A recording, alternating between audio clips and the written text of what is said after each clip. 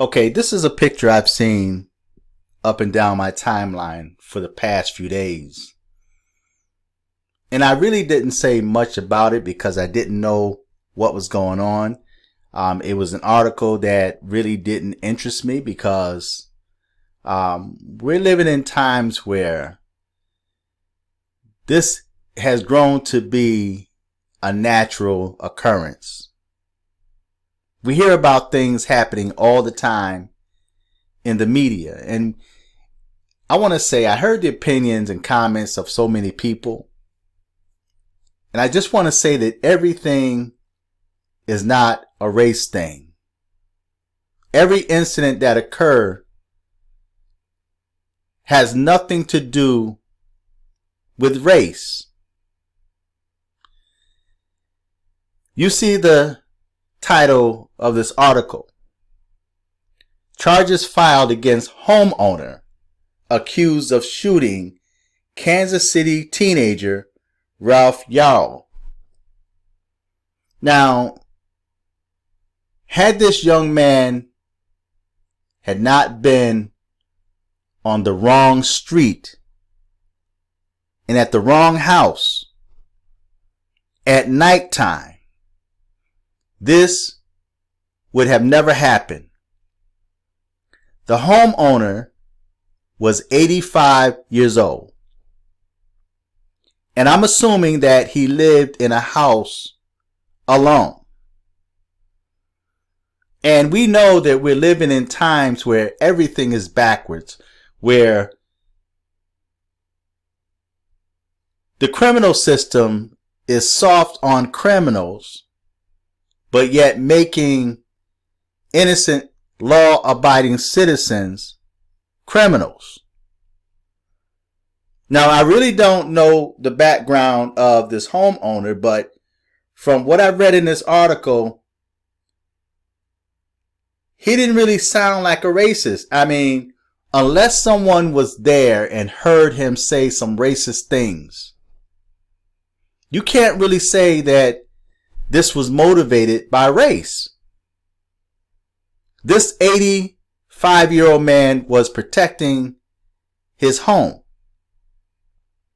Now, I'm going to read the article and then I'm going to share a story that happened to me. Okay? Charges filed against homeowner accused of shooting Kansas City teenager Ralph Yarl. Prosecutors filed charges Monday against an 85-year-old homeowner accused of shooting a Missouri teenager who knocked on the wrong door while trying to pick up his siblings. Now pay attention to this article. The Clay County Prosecutor's Office charged Andrew Lester with first-degree assault and armed criminal action in shooting of 16-year-old Ralph Yarl. Yarl was shot late on the evening of April 13th at a home in Kansas City. Yarl was picking up his sibling, but he ended up on the wrong street, or better yet, on a different street. Okay? Police said Yarl was shot after he knocked on the home's door. In announcing his decision to file charges, Clay County Prosecutor Zachary Thompson said there was a racial component to the case. Now, I'm not sure what he's going according to. We're just going to have to wait and see what comes out because, as mentioned before, we just can't jump to conclusions because we're living in times where something happened to a young black child and then it becomes a racist situation. Now, this young man, I heard in the news article where this young man ended up talking to Biden or meeting Biden or something to that effect. Biden don't care anything about black people. The Democrats care nothing about black people. They are only going to politicize this. They're going to make this a gun issue. Because if they really cared about black people, Biden would have already signed an anti-hate bill for black Americans. If they really cared about black people and they know what's going on with black people regarding racism and other issues, they would have no problems with reparations. But they're only using this as a political ploy. It says police said Yarl was shot after he knocked on the door. In announcing his decision to file charges, Clay County prosecutor Zachary Thompson said there was a racial component to the case. Officers arrived at the address at around 9:52 p.m. This is at nighttime, keep in mind, while Yarl was found in front of a nearby home. Officers were contacted by someone who called 911 and said they believed the person who shot was at a nearby address. Officers approached and observed the front storm door glass shattered with Lester standing inside. Now, this reminds me of a shooting that took place some years ago where a black female alleged that her car had broken down. This woman walked for blocks, maybe a couple of miles, ended up on a street at nighttime, late at night, 4:00 in the morning. And she was banging on this person's door. This white man comes to the door. Now he's in the comfort of his own home. He comes to the door. This person is banging like they the police on his door. He shoots this girl through the door. She dies and he goes to jail. He goes to prison. A homeowner at home. He goes to jail because, and it was alleged in different news articles that someone else was with that girl behind the bush waiting to come in. Now, I know an older gentleman, he was a veteran, and he died that way. And he was seeing this young woman for a while, and he gets his veteran benefits, and retirement benefits every month. So she called one day and asked, "Where are you?" Because he was supposed to meet her at his house. And he said, he told her where he was. Well, when he got home, she said, "Okay, I'll meet you there in a few minutes." Well, when he got home, there were a couple of dudes waiting for him behind the bush. They not only robbed this man, but they took this man's life. And I've never been a person to tell people where I am, because you'll have people call and say, "Where are you?" Why? My question is why? Why you want to know where I'm at? Because you tell somebody where you are, next thing you know, you're being lined up. Take young Farrell, for example. He was just robbed and pistol whipped while going into his own apartment. Somebody more than likely set him up. Somebody knew who he was and they set him up. And at the time he was being robbed, they were also recording him on video.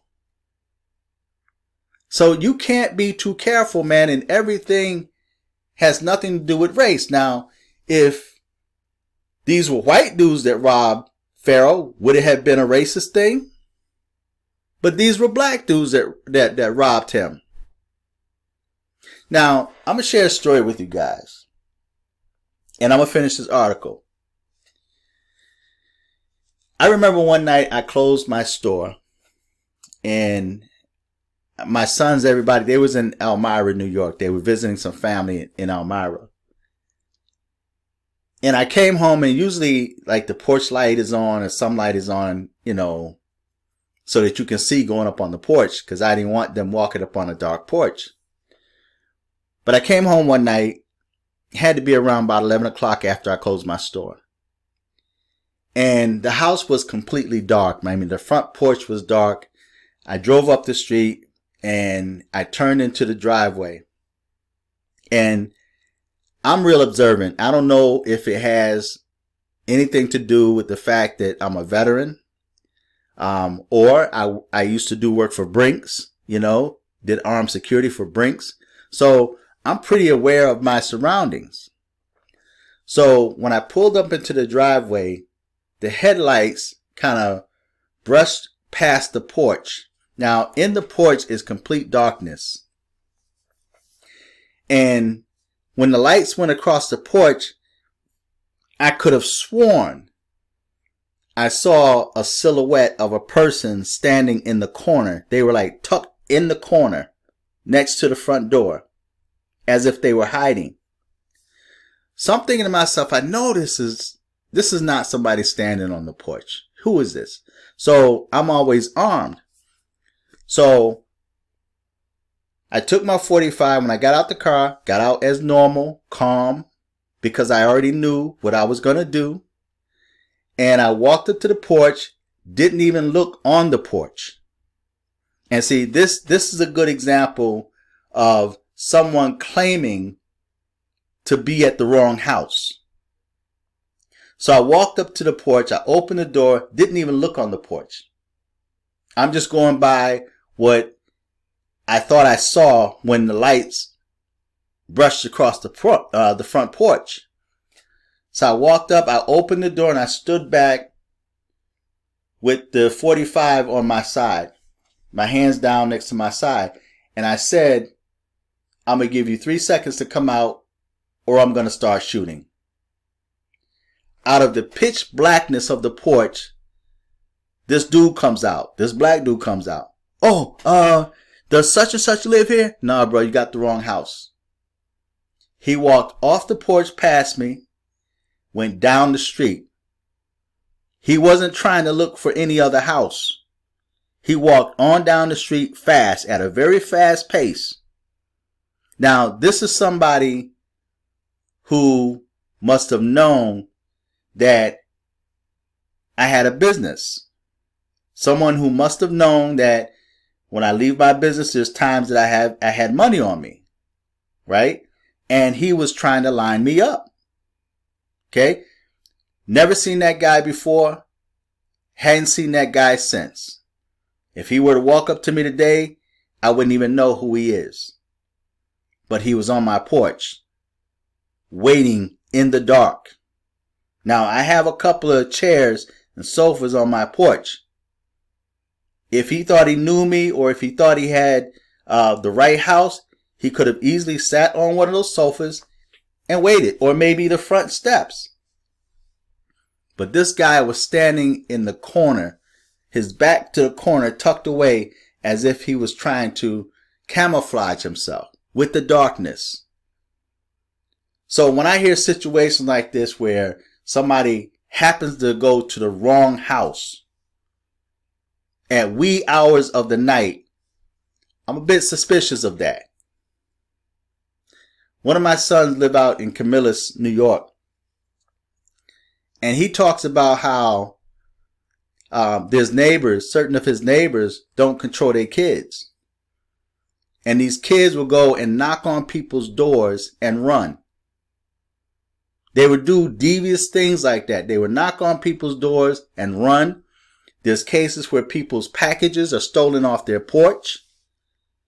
So you just can't always believe that someone just happened to go on your porch at that hour of the night, they get shot, and now it's a race thing. Oh, they didn't have to shoot him. Well, the homeowner was only protecting himself and his family. This man was 85 years old. What did you expect? And more than likely, he was there by himself. So should he be at fault for this young man being in the wrong place at the wrong time? What about when police officers shoot unarmed black people?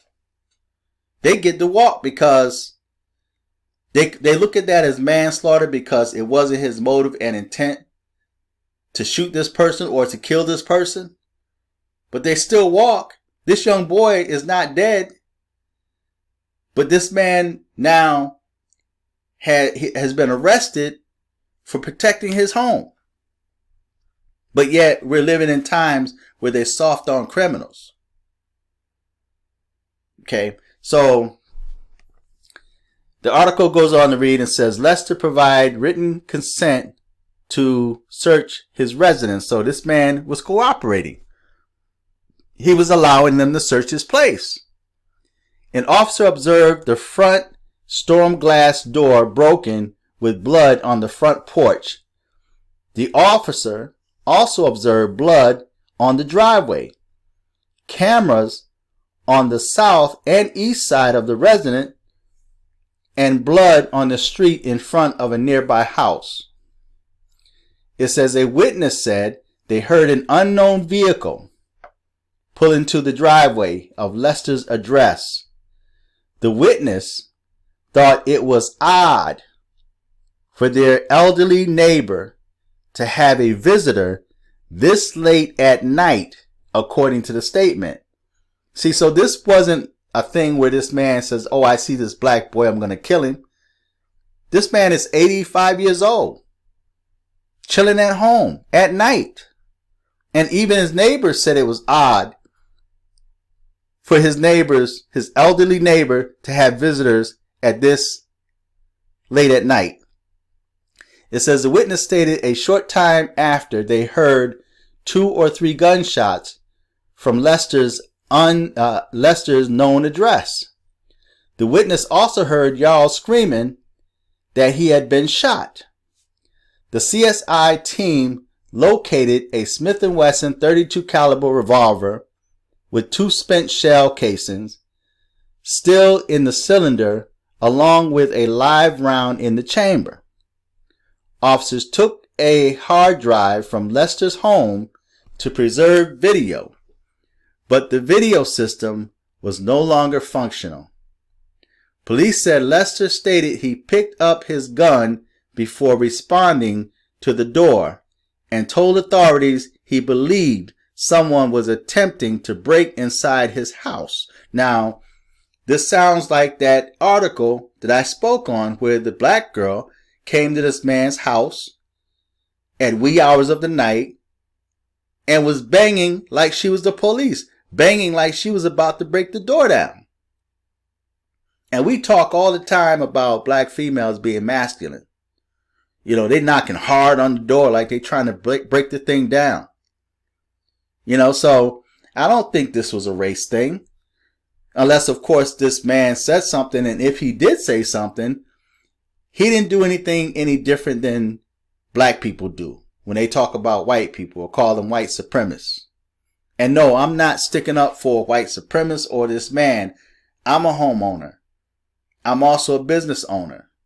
I know what it feels like to be violated. Okay? So you got somebody violating your home, like right now. It's 12:39 a.m. If someone come banging on my door like that, do you think I'm going to go to the door unarmed? No, I'm not. Because at this hour of the night, nobody comes to my house. The only people that come to my house are my family members. And usually before they come, they usually call me and let me know. They just don't walk up to my door. Even when it comes to my sons, if my son comes over, before he comes, he always calls to say that he's on his way. So I'm expecting him. They just don't show up at the door. Now, could it be at times where somebody could make a mistake? Yes. People make mistakes. Sometimes they may come to my house looking for my neighbor, right? But I speak to them through the door. And I'm positioned inside the door just in case they decide to want to shoot through the door, right? So, and I turn on that front porch so I can see out. But I'm not opening my door, right? So, we're living in evil times. And black Americans got to stop thinking that everything has to do with race. You have to stop doing that. Okay? It says, police said Lester stated he picked up his gun before responding to the door and told authorities he believed someone was attempting to break inside his house. He said he shot twice within seconds of opening the door and no words were exchanged. Now, why did he shoot so quickly after opening the door? That's almost like he didn't even give time for this young man to say, is such and such here? Or, oh, I'm sorry, I got the wrong house. he immediately started shooting. What made this man start shooting so suddenly? And I'm thinking as a homeowner, I'm thinking as a person that's licensed to carry and conceal, that have firearms in my home. What made this man respond so quickly with a gun in his hand? If someone bangs on my door like that at nighttime, I'm going downstairs armed. I'm going to be ready. You have to always be ready. Now, I know there's Democrats out there or people that listen to the news and like, whoa, I would never go to the door with a gun. Why would I take a gun to the door? Because you don't know who's behind or what is behind that door. You have to be ready or you will become a victim. You have to be ready or you will become a victim. And it says Lester said it was the last thing he wanted to do, but he was scared to death because Yarl's size and his age. A probable cause filed by police states Lester believes he was protecting himself, but after expressed concerns for the victim. Now, he was even concerned allegedly for the victim. Lester was transported to Kansas City, Missouri Police Department, East Patrol. He was booked there, photographed, and fingerprinted for charges of aggravated assault.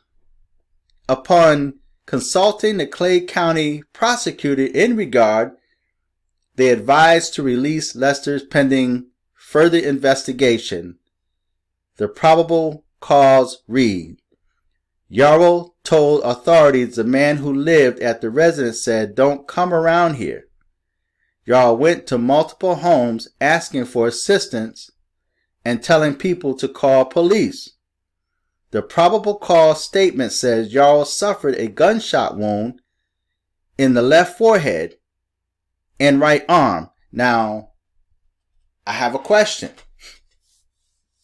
Why did this young man have to go from door to door? When we're living in times where everybody have a cell phone. My granddaughter, 9 years old, has a cell phone for communication purpose. So why is it that this young man does not have a cell phone to call for help? I'm just asking. Why was he going from door to door? He just got done walking up to a stranger's door. And then he's going to go and knock on other strangers' doors after being shot by a stranger? I'm just saying. So everything is not about race. Okay? Because like I said, I've walked up on my porch and there was somebody standing there claiming to have the wrong residence.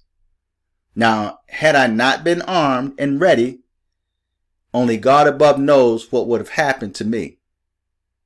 You see what happened to young Pharaoh when he went home and a few dudes were waiting on him. And he said they each had assault rifles or alleged assault rifles. So that's all I'm saying. Don't be too quick to call everything racist because it's not. The young man had no business being at that person's house at that hour of the night. He should have had some type of address. And I'm sure he can read street signs. If he ended up on the wrong street, at the wrong house, I'm sure he could have read them street signs. So feedback, tell me what you think until next time. I'm fearless.